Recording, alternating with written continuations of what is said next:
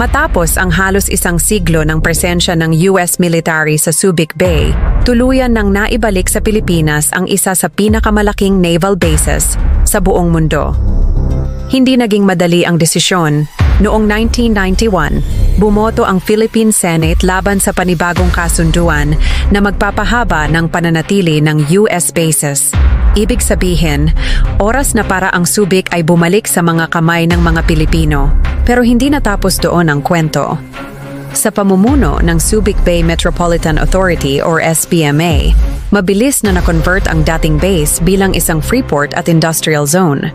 Mula sa isang military base, naging simbolo ito ng oportunidad, trabaho, at bagong pag-asa para sa mga Pilipino.